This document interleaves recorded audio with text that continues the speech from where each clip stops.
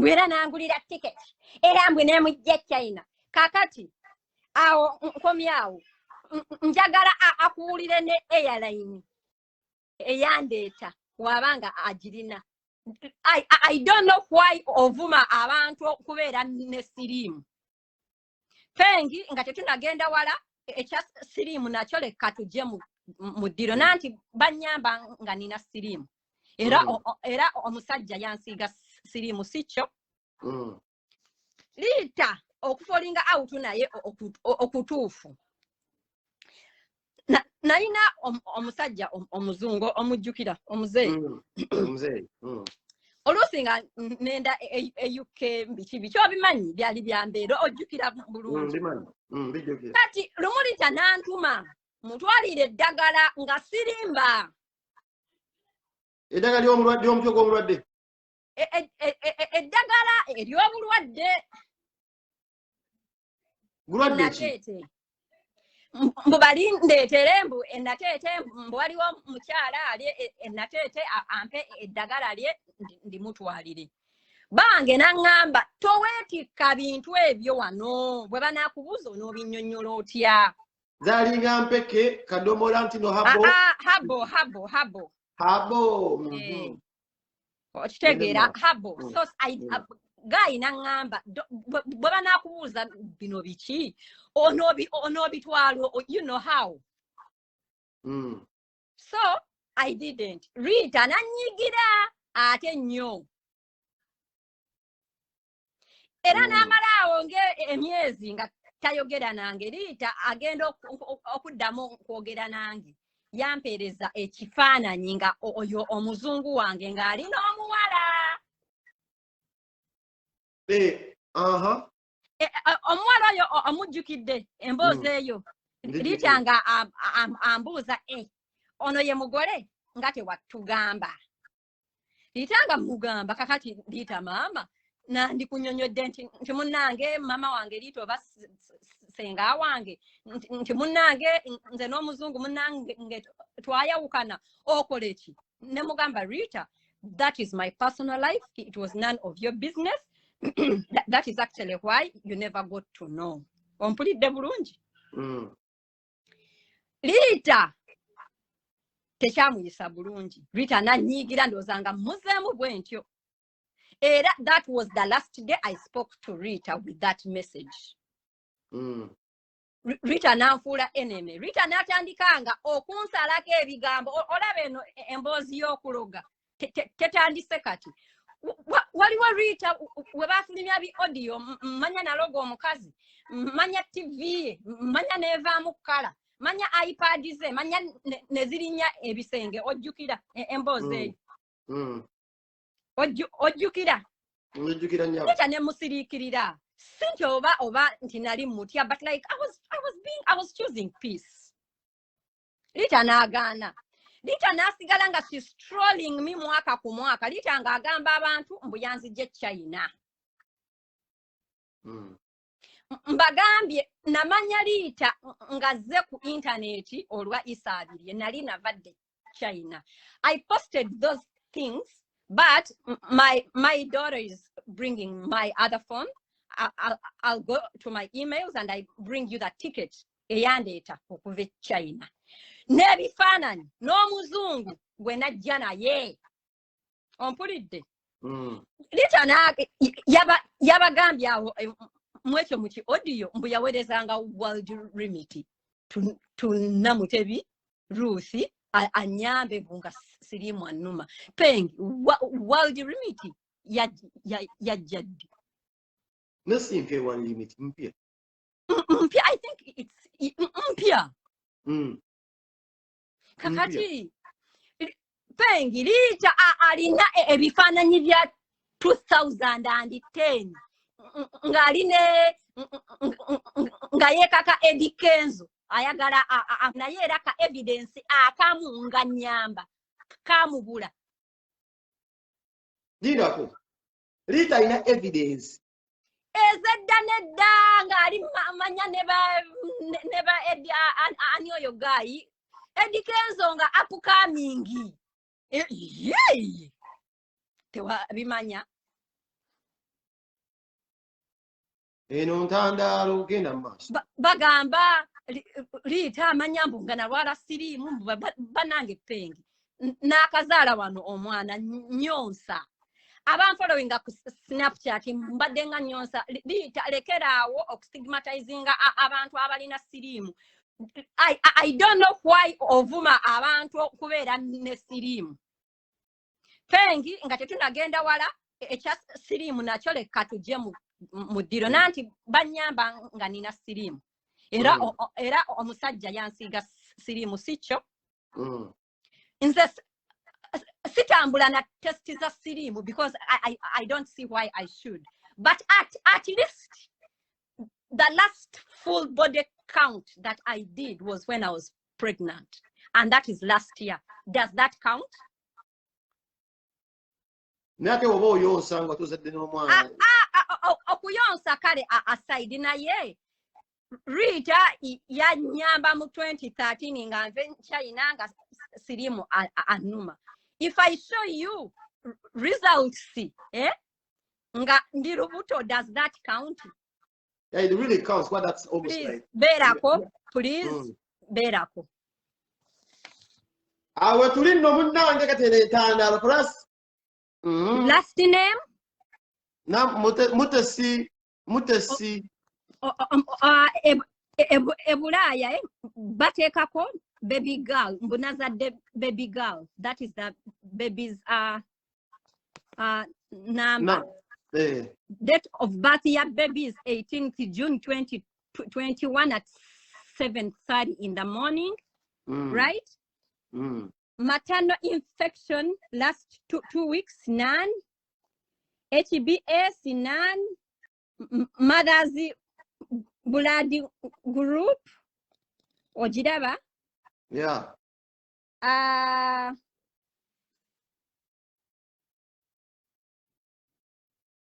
HIV you're negative. Ngenaku z'omwezi 24 omwezi ogw'omukaaga omwezi oguwedde omukyala ali negative talina siriimu. Bwe yazaalira omwana gwe bayita rubella. Rubella is also a test, please. Kakati awo nga tuvuddewo. Deka nkuwe gundi endala. That is last year, right? That is last year. Yeah, that is last year. Eno ntandalo yennyini. Rita, eno ntandalo yennyini. Eno ntandalo. Rubella omwana bamuyita Rubella. Omwana bamuyita Rubella. Eno ntandalo bamuyita Rubella. Eno ye ntandalo gye bayita Rubella. Nina gundi gye noonya wano. Ayerito swaza. Rita. Eta siriimu awo kasana byoko negative kuli omwana. Babaga yarwala giri emyaka egiwedde. Linda kuba Sana joy ali negative. Nensanyuka nnyo olwo ali negative. Omuntu olugalo ndukibale. Omwana gwe nazaala Ami gwe nazaalire China. Era aba following Ami namuzaala 12 October 31st, right? And give you her Amira. Come. Bannange tubajjukiza Real Life Festival gyere Dubai, mwere mwagire muganda wange ina Real Life Festival in Dubai. Your passport, please. Abeka mwere mwagire ka million nene kigenda okubeereka amaanyi. Real Life Festival in Dubai. Go show the love, spread love. Mulye sente musanyuke. That is it. Anaalai. Yenga tukyatambula ku ntandalo. Bino byenjagala kati asobola politics. Munyinja mu politics. Tutambule ne Real Life Festival. Tutambule n'entandalo. Yes, I man. Wana. Weba kuleeta wano tukimala. Leeta wano. Mbira mukezi yo negeze jja wano. Tujja kubeehinga gashiwa nga tukimala. Tukimalira ddala. Baka nasabinja hapo akuge mu kabiri ogere bakebeza wano tukimala. Ono naye kakati njagala kulage eno ya shali eno ya kebabu pizza ne soda bichi kebabu pizza ne soda adress ogirina siza jenga baba na manyi wewe flight ya manyi wewe sura magara konze kakati omwana ono bamuyita Ahmed Amira. She's a Canadian. she was born on 31st of October 2012, right? Canada. Yes, and that is the date here. This is my discharge bill. China 2012, 31st October, right? Right? I want to show you part of the medicines I was given or the vaccines I was given in hospital. Yes, I man. Everything is in Chinese, but whatever needs to be in English is in English. What does the word anti mean? That's a vaccine, right? Anti-HIV. Ojirabye? Anti-HIV. Ojirabye? Pengi.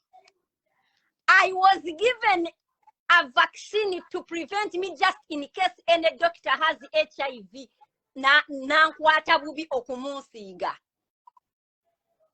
Okitegedde. As in Dabala mizi yazalira omwana China. Alete gundi bweti. Yamuzalira mu nyumba. Ono namuzalira mu ddwaliro.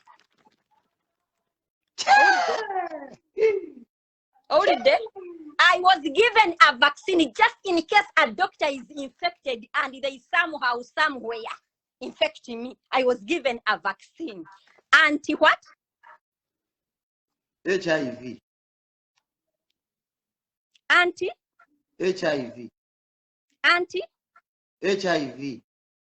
Vaccine zizawe era ne bakugamba nti tukuwadde gundi wezityo era ne sente zizo ne stamp yiyo. Aha. Ekirala. I went to school. A person who has gone to school always keeps records. You know this. Okumanya Rita aswaza abantu. Rita yatuuzizza abantu emitwalo 4,100 n'abagamba mbu abaana bange balina obutabo mbunze sirina. Is that even possible? Eh? Is that even possible? It is not impossible. It is not even impossible. Wano kuntanda kuchigana kujanga tumulese nakitunyonnyola. Kuntanda kuchigane kuntandalo. Kusinabu abali kuchigane wano. Lita mukwano kino kyakusuka entegeera eyo passport ya Canada. Kyakusuka entegeera. Lita kino kyakusuka entegeera.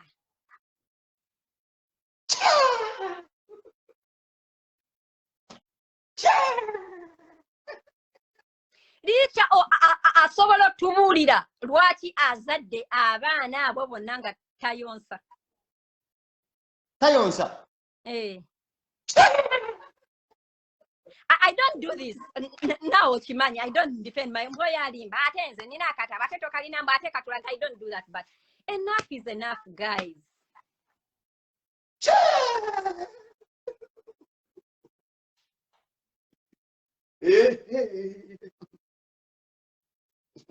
Yeah. Never got to buy the program. The truth will always come out. Kataibea Rita. Come here. Katika mbabuze mwina vaccine ya anti-HIV mwe Kampala mwe muli awo. China yabasooka yodda muli awo. Did you know, Peng, that there is a vaccine against HIV?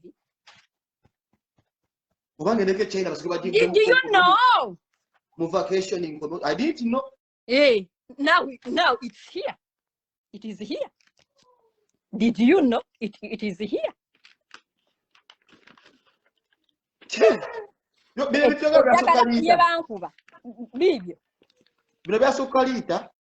Kakati ka mbabuze omuntu atalina visa manya ali manyambu ku overstay manya gwe basondere sente manyambu gwe bakola batya.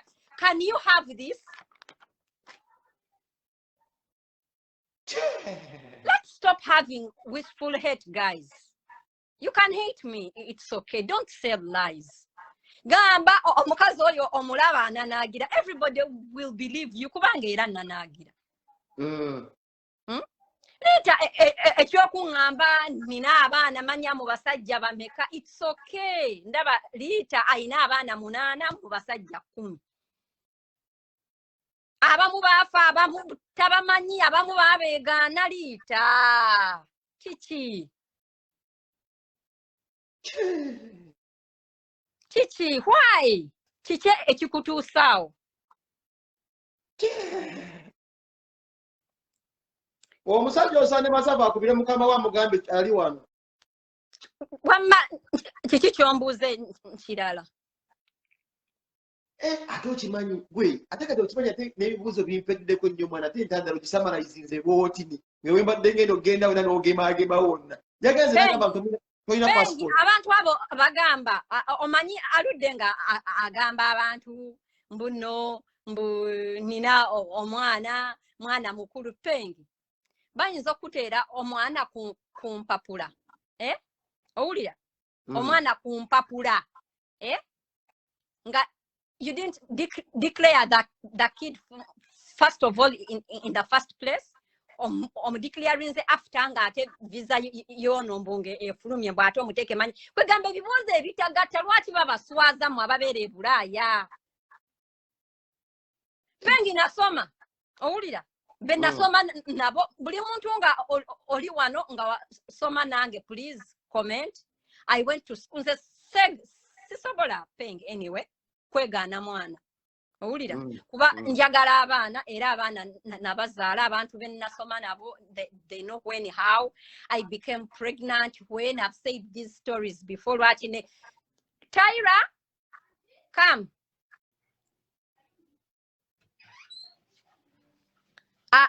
Ani Auntie Lucky. Ani Auntie Lucky. Is Lucky your sister or your auntie? Cousin. Your sister? She's our cousin. Auntie, because I think she's your sister. Is she? But she's your sister. She's our auntie. Yes, because she's your sister. That's up in the Philippines. Sorry, I love doing that. Bang. Lucky is about 32 years of age. She's my cousin. Her mother died, I think, when I was around 11, myself, either 11 or 12. And we taking her on ewaka. Assuming Lucky is my child, assuming, can I have a 32-year-old daughter?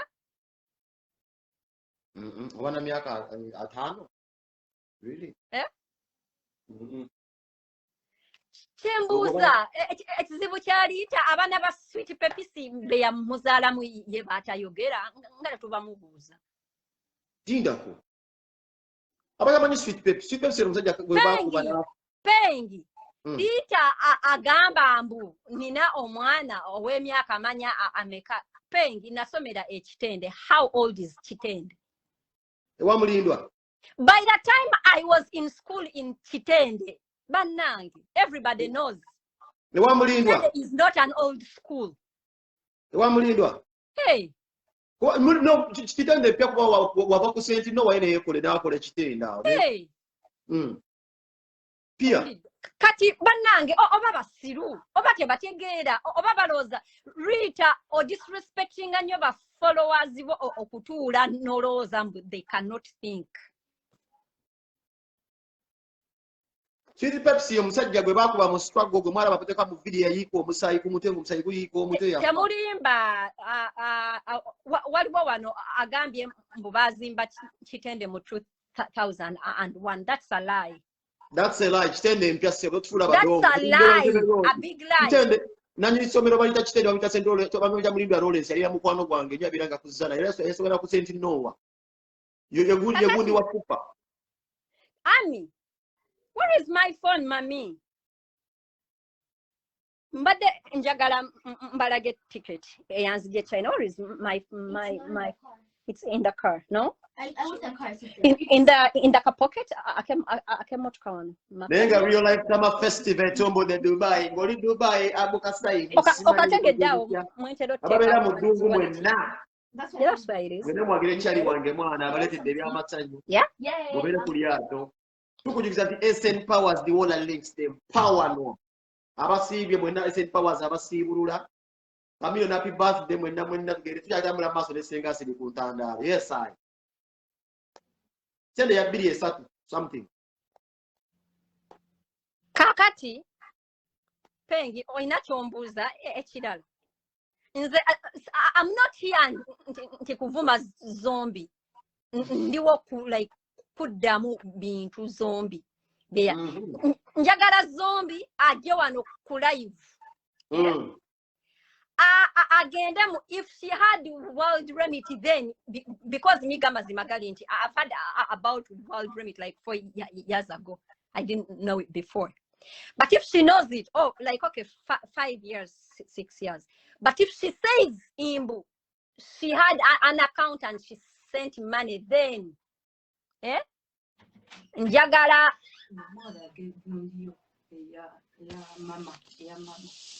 Raj.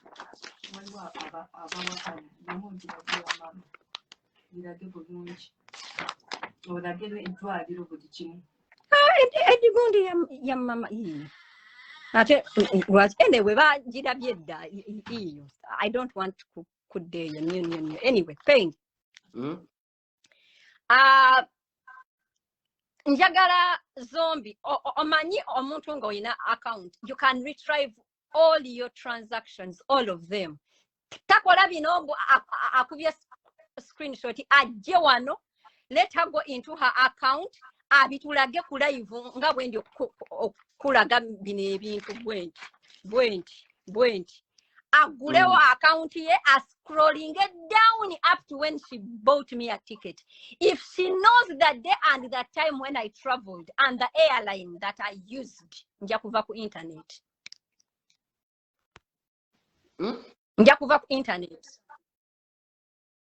Nsubira lito nageza jjawa najja kuziwano ne ku bintu ebyo byayogedde. Ajja tumubuuze nga nange kunkwendi munnange anumirize. Nasi mutiitiza ogamba. Ajje nga nange kunkwendi. Bagamba ati amayi namu obwo obusonyisonyi.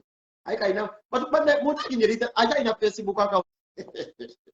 Ate kisiza okuntiisa. Kasirigwa nga akwata nga bati kasigala nga mbukye n'omutya. Naye abakazi muli bazibu. Kasirigwa nga nali mutyanze.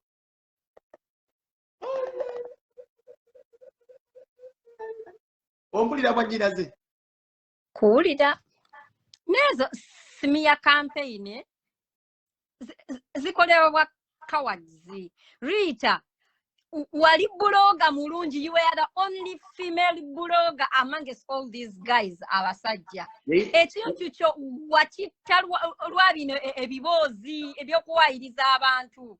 That was the only thing that put you off. By now you should have learned. Rita agamba abantu nsulamanya mu nyumba za Gavumenti okumanya Rita aswaza yagamba abantu mbune kuba amazzi nzaala omwana ono mbwe kuba amazzi mbunafuna spam donor nenkola manya surrogacy bwe yabadde abyogera ne Rita oswaza abakukkiririzaamu. Okay, just in case it is true, Peng, is intraviral fertilization cheap? Ebulad. I mean, I'm assuming it is true. Can it be afforded by a broke person? Very simple. Okay. Kakati, I'm assuming in the Rita Guaita or Mwavu. How can I afford it? Treatment singers is a big. Pazingas have waited. Ate n'ekirala. Rita agamba abantu nsula mu nyumba ya Gavumenti ebiyumba Rita mwennyini asula mu kanso Kulimbo kifulati kye kiri awo Kulimbo akimazeemu emyaka 4. Nyenga kya Gavumenti Pengi. I want to tell abantu abali e Uganda ababuzibwa abantu abalimba bajja ne babagamba Bulaya buli kimu kya bwerere Gavumenti kuwa ennyumba bannanga abantu abali e Canada mu commenting Pengi Canada does not have free housing. olina okubeera ng'okola and the wait list is 7 to 15 years. Ya Sweden myaka 10 line. N'akajja Canada nenda kumekinga emyaka mukaaga Canada ng'ennaku z'omwezi 26 May. Mbeera namukisa okubitinga eyo wait list eyo Rita oswaza abantu abakukkiririzaamu ng'oyogera ebintu webityo ate nabo atikati olaba Rita ayina ba followers be abali e Bulaaya oba nawa ne Canada bwe bakuwulira nga oyogera ebibozi ng'ebyo obeera kwegamba oba nga atababazeemu magezi. Omanyi imbu there was a point Rita we yagambira abantu mbu yantwala e Canada okimanyi ate mpulidde agamba ate wasokera mu America mu voice notes bitegedde ebyo nagenda mu America everybody knows that nagenda ku kyalo era nali Nevada. Rita yali alinyeko mu America. Rita yali alinyeko mu nsi yonna apart from the Schengen region. Nasookerayo, when nasookerayo, I didn't want to stay there. Musango. Everybody wants Simbu. America is the dream. It's not everyone's dream. I didn't want to live there because I had my plans as a person. Yes. Era nze pengi sava Kampala olw'okubanga yannema. Rita Kaggwa is one of the reasons why, by the way, I left Uganda. Ask me how.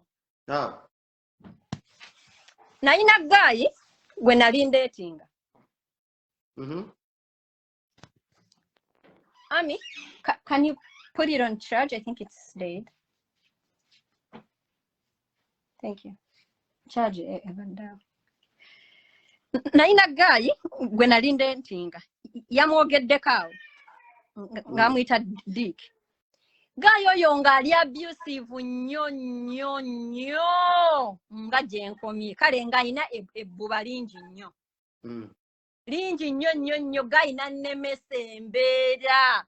Ng'oyo omukazi Rita was one of the people abagambanga oyo gayi ebigambo. Taira ayagala gundi.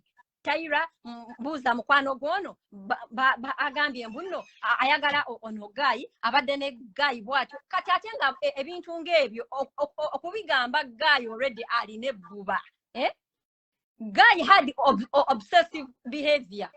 Omanyo omuntu yalina sente naye ng'alina obsessive behavior y'amaanyi. Pengi guy nannemesa Kampala nge ekyo kirita nange Rita oliba ofa ngombe eki mukazi gwe. Rita nali nagaana okwogerako because of the pain I had. Nali nagaana omanyi buli woyogera ku muntu eyakulumya owulira obulumi. Nali namuziika Rita ngamba you know what, it's okay. Pengi guy abused me so much to a point that I ran away. For real.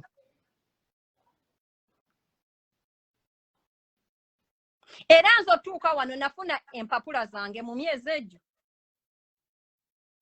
Because the story was live and alive. That the guy was still hunting for me. Nga aweereza message buli wamu.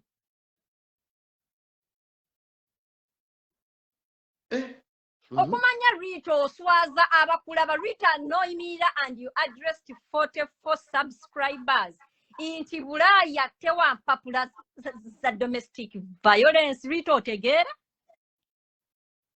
Pengi obeera Bulaaya. Tebagaba mpapula za domestic violence. Mazigaba omukazi wabeera nga alina proof kinda alina omuntu amahunting ali someone after her life. Pengi, the man was after my life the day that I left. Owulira? It wasn't even planned. The guy yajja n'abasajja at the back of his car nga bambadde mask nga bambadde hoods like omanyi buno kookolo buno.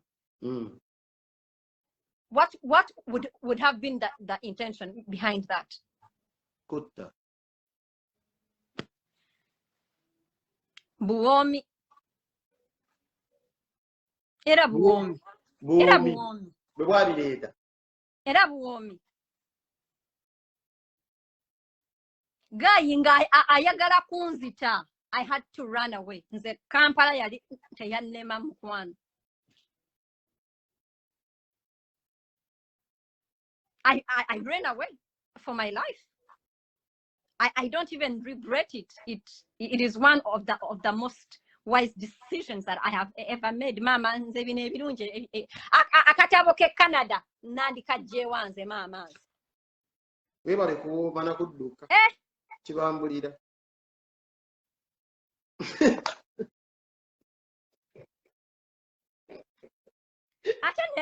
Atene kirala muputinga nnyo abantu wansi oyo yagenda manya bulaya bwa Rita gwe watuuka otya mu America Rita rather mu Ebungereza wagenda kusoma era kujako nga story agitubulidde simanyi wali wajo wagenda kusoma mwana wa mugagga oba mbu taatawo mbu yagula investment nga olaba abaana ba kamiliyoni abafuna empapula by buying property.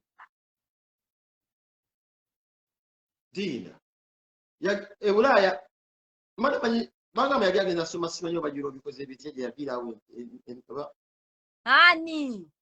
Rita yafumbirwa ekisajja ki ancestor ekyamuwa empapula Mr. Eriba. Ekiteeso oba kinyongo. Era up to today empapula za Rita zirimu namayega Rita Eriba olaba yafumbirwa omu Nigeria naye era kyalina erinnya ly'omusajja oli you are Mrs. Eriba. You can't even call yourself by his last name. You cannot. Can you?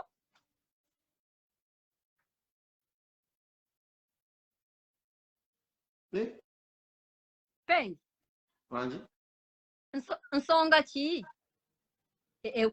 Ekulemezaako erinnya ly'omusajja ng'olina empapula ate nga ne gw'owasizza naye alina empapula.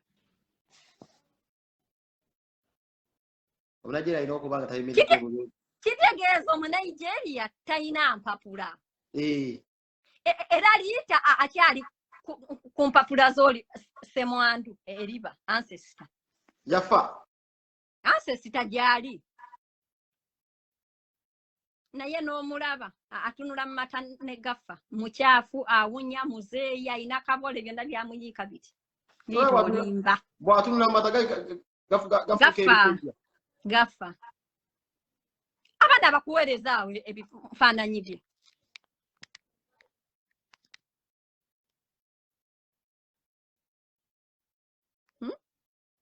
Ulira bino mama. Bengi ombuuza ki? Bimpette nako mwana kuba. Neetaaga bulize kuleeta ku Liito oyo naye nsooka atubulire ku kimu akitubuulire. Ne Sarah Joy Baka na sawa lwaki awoza nti n'osala ekigambo. Sarah Joy Baka na sawa. Ye takisala.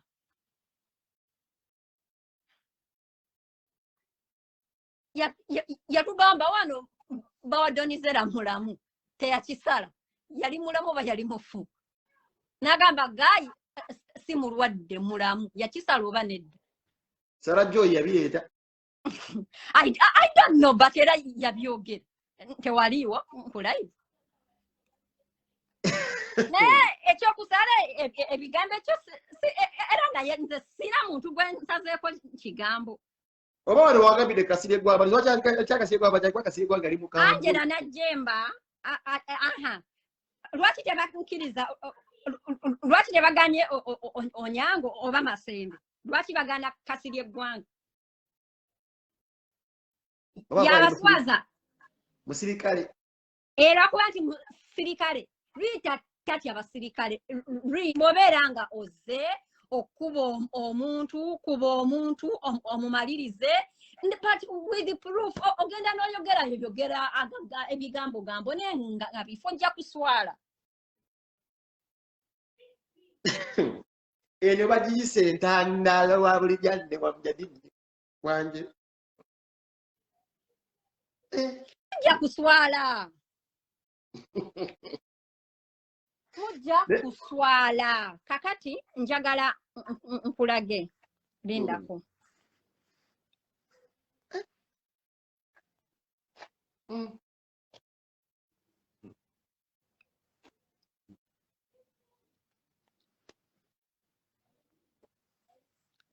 Lindako. Lida gamanya emusiriti sebo pizza tenatuuka ninze pizza emusiriti Liola Summer Festival tubagamba nti muliko bangi naye mugibeereko era bungi. Dubai nakuzo omwezi mujja giba ku flyers. Alina flyers teekayo mujja kukeberayo mulabe. Naye nga mulina okukiberamu ng'obeera mu ddongo. Lwaki obeera mu nnaku nga toli aleese essanyu? Essanyu tujja ziba waze mwambala batalina ssaati. Mmoloka mmwe mubeera n'emmoloka ezaakali tujja baazire zibuleetinge. Kasali kutola ku booti. Tukujjubiza kintu kimu nti nno yes boss lady Cash Madam SN Powers akugamba ekisiibo kyonna ataddewo ssente omukambala muzikadde abasira ngera salya kukambala mukadde ataddemu ssente emiceere piraawo ennyama yaguze abagala salya ku kibuli omuceere ensawo egundi yaguze SN Powers abasira amagera basiibulula tukujjukiza nti mazalibwa ga kamiliyoni today tukujjukiza nti programu ekyali etandaalo tukujjukiza nti bakuleeta wano keesi y'okugimala nziramu bwe tukuleeta wano keesi yo tugimala wano ebyobufuzi fe twabyeyambula tolabanga mutuwadde bemukuba tubisobola bitubisubizo bino twabyeyambula ebyobufuzi wano osuubira byabufuzi muganda Fred Lumbuye yakola ebyobufuzi mugenda ne mumulaba era nga bulijjo temujjangu okwo ebyobufuzi Now kugambye I left China in 2013, right? Era Rita agamba yanyamba musajja nga yansuula ne manyanga nalwala sirimu manya bala right?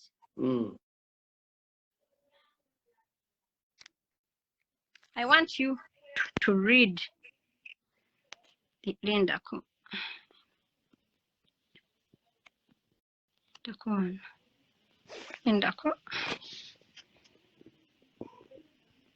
Can you please read?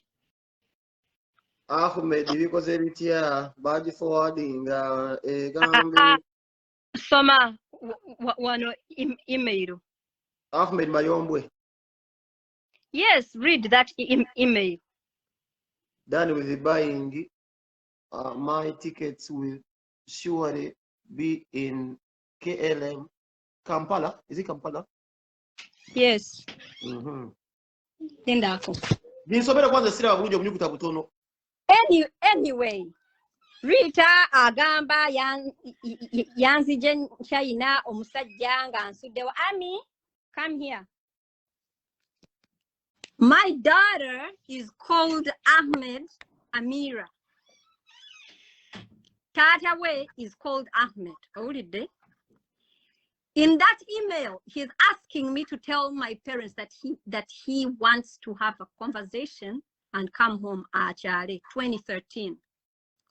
Pazirita bimwa yanzija China nga bansuddeyo. Sidukira bulungi ayinebe yaddayogera kati. Kale in short, Ami nakulaze date of birth year.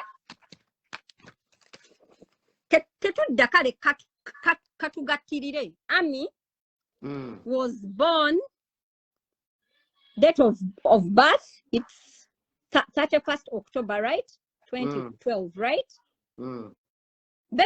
Basically, that is the end of the year. 2012. Iranga ndi China sicho, na then China mu 2013, right? Pozibimwa yanyambadde. Maka bagulira bajaga mbataso gambo nekubira omusajja nga ansuddeyo. Babiwulira era sagala bingira mbagambo decided omukazi kaba proving wano. Nange ate n'ekirala pengi yogera amazima. Ani yakugambye olutalo luno oluze ku Facebook? We wankubidde nakugambye ki? Wadda wanga ametokera na B ngira ndo nambaida. Wadda obigambye. Kati Rita okukwata olutalo olwabadde ku Facebook eri oluleeta eno wasembye. Era omusajja oyo oba FT Hanyimani wo yabadde wano ne kumbi amuzizaayo misinde biki abadde ayogera bino katwagala Rita era guyo kyali sebo kubira ku Rita twagala kwogera mu kone muwole ku Facebook akuba banga mababya ajje ayogera nje naye ayinege ayogera baja yajje mu koso kati ulire mu kone saidi yaje ulire mu ku neka tubine biduwe byaje tisubira mu Rita so bijja kuba bakirita ati okuluzinga Rita ate nnyo okuluzinga kye mumanyi kuba mujukira mu byanku blogging eto tambula enjimanyi atayinza okudda mu Snap n'asiku olulala kati ali kuno recordinga recordinga byagenda oteeka eri adult and an infant ogirabye? Njirabye. Thank you. Rita kimwa wangulira tiketi gwe mazigambizi gwe. Mbwera nangulira tiketi era mbwe ne mujja China. Kakati awo nkomyawo njagala akuwulire ne airline eyandeeta wabanga agirina. I went to school. I have record of everything. Rita doesn't even have her birth certificate. Eyamuzala ye nga ye.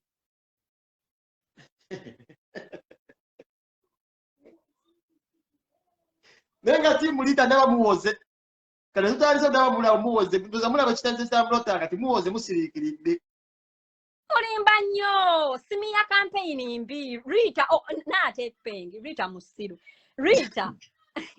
Omanyi lwaki Rita omazeemu amaanyi okundeeta mweno bato Rita wallahi nenkukubiramu nawulidde obusungu because Rita you know who I am.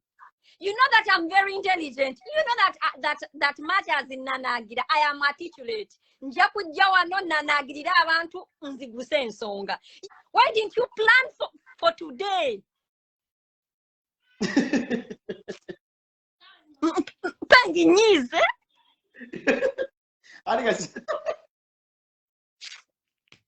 Myaka mukaaga ogamba abantu oyo namujja China oyo nemuweereza obuyambi oyo nenkola ntya. Rita for 6 years n'otatuula kufumba wakolanga wano nga ogenda ku NASA ne mufojinga screenshot mbubba wa Donizera mbu yakugambye bwati lwaki kale tewafojinga ye tiketi ne tutandikiraawo obadde n'emyaka mukaaga okutuula kale okola obujulizi omanyi ffe ba refugee bw'oteekayo omusango bakuwa obudde otegeke evidences zo.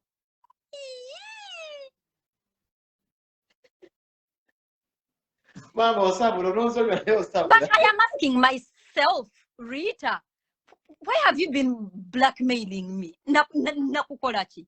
Rita, when people fall out, it's very okay. You don't have to kubeera wonolemezaawo embeera kiki ddala. Why? Ensonga okujjako nga zo n'agitereeza wano. Bannange waliwo omukyala how sure are you she wasn't a babysitter? Kakati gwe munnange atagambye mbu kale nze nkugambye nze maama w'omwana mbu oyo yali babysitter. Kakati gwe owoku Facebook gwe olowooza yali ani? Hello. Hello, mommy. Yes. Eggs and bacon. Should I go buy? Mwana siwagira banafu. Bade ngabo bano siwagira banafu. Sebo manyi omulio engizo kuze manyi awayote ne watayote. Kengi, I have never blackmailed anybody. Inze. Inze. si blackmailing muntu. I don't always go personal ku muntu. And if I do, mbera n'ensonga. If I'm wrong, era teri kyalumye Rita nga ku apologizing ira Patricia Seungu. Ask me why I did it. Why? Because I am intellectually mature. It's apologizing to a person when you're in the wrong does not mean you're a coward or you're weak. No, it's realizing that you were wrong. Patricia Seungu twamuvumanga because twali bakwano ba Rita, which is so stupid. I agree, I was stupid. But in the buli muntu amanyi, once you're my friend, I don't ask why. I simply ask how high should I jump. Rita neyesiba ku Patricia manya ya musuzanga era ebyo ebibuuzo era byagamba abantu. But I sat down, kubera lumu Patricia yajja nambuuza naye kale ewa Rich twayomberako lumu ewa Rich.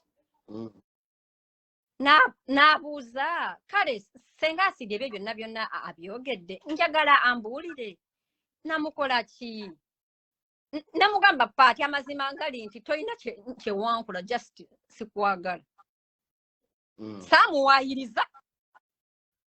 Ekigamba ky'okyogera nyazo kyogera na bwesimbwa kigambako ne Jojo wamugamba kulula mugamba temwematira.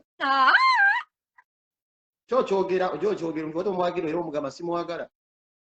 Ate si musango because ensi yonna teyina kwagala era nange nina abantu pengi abatanjagala.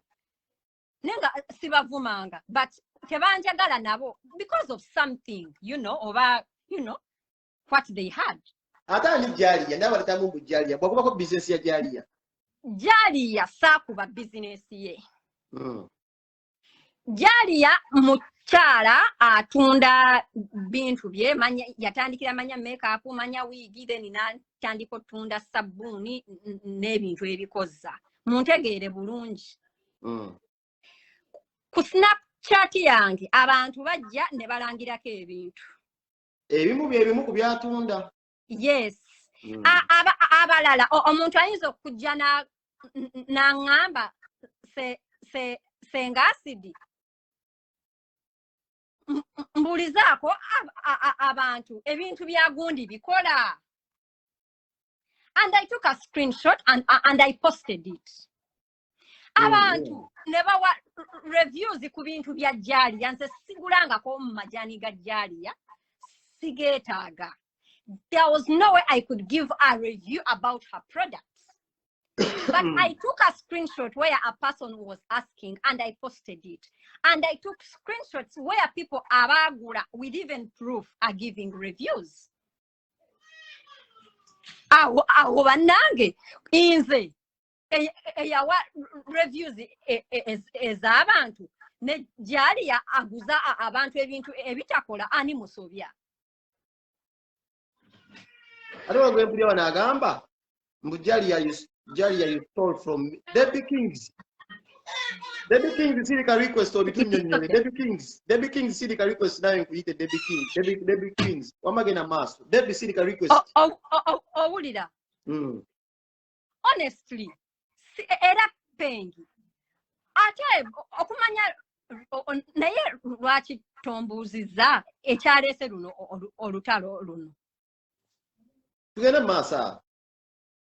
Waliwo abantu era ku Facebook yange abantu bampeereza nga baŋŋamba nti waliwo omukazi bamuyita Melissa yabafeze ssente mbuno agenda bafunira visa ze Poland. Ompulira bulungi?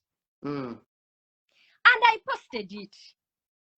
Abantu ne bagamba Rita bamutya because Rita afera ne Melissa. Era when I posted Rita kata andyemu amaaso ng'agamba mbu no mukubye ekikono babaddenga bafera abantu kubafinira visa ze Poland. Bakwata visa ejo oba yani eyo gye bapostinga mwaka ku mwaka. Nenga gwe omuntu ali ebungereza aliwo bulungi lwaki ofera abaana obusente bwabwe bakadama. It's bad. Sakuba majani ga Jali over products za Jalia. I posted people's reviews. I did not give her a review because I have never used her products. But I posted endowooza n'ebigambo by'abantu. Pengi Rita wano yakwata ekkubo n'apostinga nga omukazi agambye mbu wamufeze sente za visa gwe. Wavuma Rita? Muvuma yaje ne mwini box. Rita yanvumidde ki? Nawandika byawandika n'abiteeka kwanza simu ze n'obireka inze I wrote bidi nakulumba biviwingako nga bivaawo kaze na mentality omumanyi bbanga kyannuma yaja mwini box ya contacting ate yamala okucontacting ati n'abiteeka negamba nti wakyata abadde ankubira essimu negamba fana amazima gali nti abantu bajja ne bagamba with even proof oli n'agamba nze nabigula tebyakola nze nabigula tebyakola etc. Amazima naye Jali agamanyi sakuba business ye. Nenda kudda ku nsonga ya charity. Rita yagamba abantu mbu nsoloza sente ku simu ya mama wange mbunenzibba. Nsobola okuwa ku namba z'abantu abo betwasondera obakubire. Ye mama nsobola.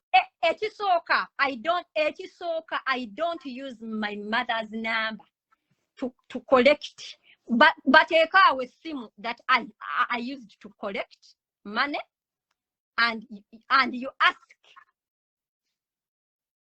abantu abali awo bakebere amanya. That number is under the name Nagaba Patience. My mother is not called Nagaba Patience. They know anyway. Amazima bagamani. From time memorial, I have done charities to help abantu. Not my own money. Wabula, people trust me with their money. Never yambibwa. Charitembo atenze atembu my mom's number amazima baswiti mugamanyi. Jali yanayogera bingi era muwala neranga bidde ku internet era biki era amajani gera nkuba business ye Jali yasakuba business yo. Please, your customers are complaining.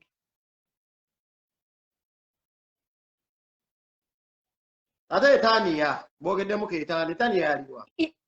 Itania atane nkirala Rita watidde nnyo olutalo. Okumanya Rita yatidde olutalo pengi. We atandise okwogera ku Senga acid. Olaba wana abantu abagamba mbo bagule ebintu bya Jali tebyakola. It's not me. Now, Itania Rita yatidde nnyo we agenza okwogera ku lutalo n'agamba wano wavuma gundi Rita avumya abantu bameka.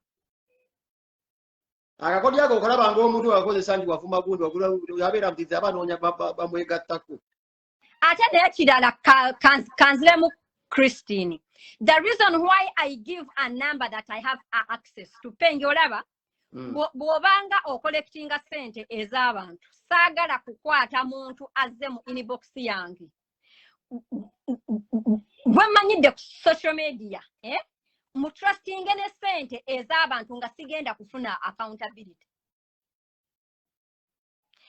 The reason why I insist on using a number that I have access to, mbera njagala pengi bwowereza omutwalo, I acknowledge it and I post it and I count the money nga buli muntu alaba nti tusonze sente ABCD kuva mu bantu bwati ne bwati era charity ekomye wano tukwate omuntu tuzimukwase.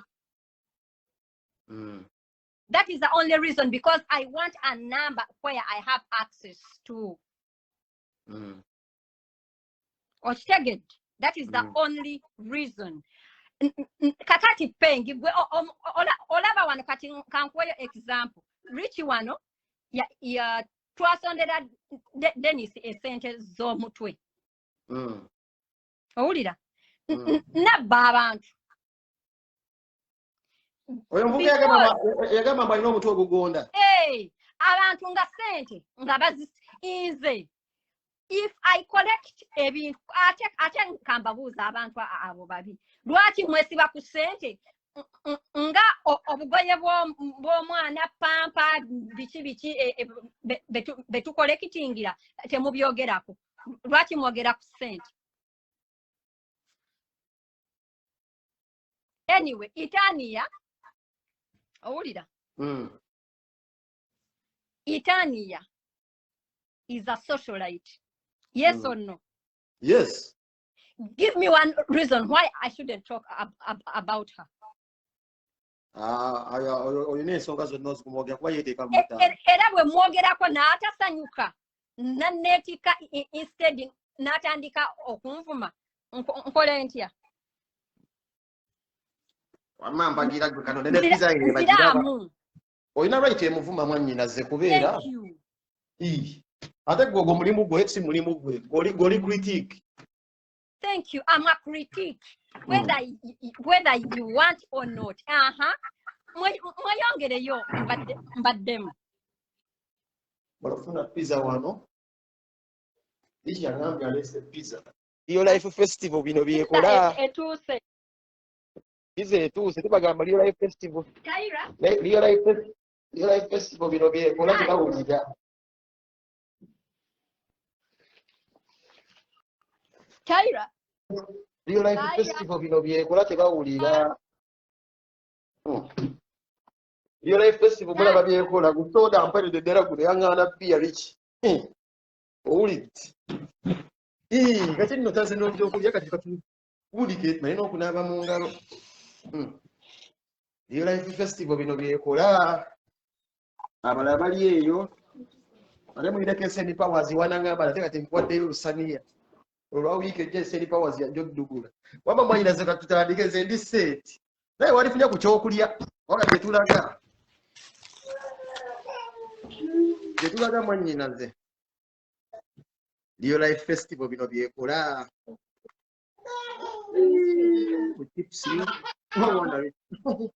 omwana biki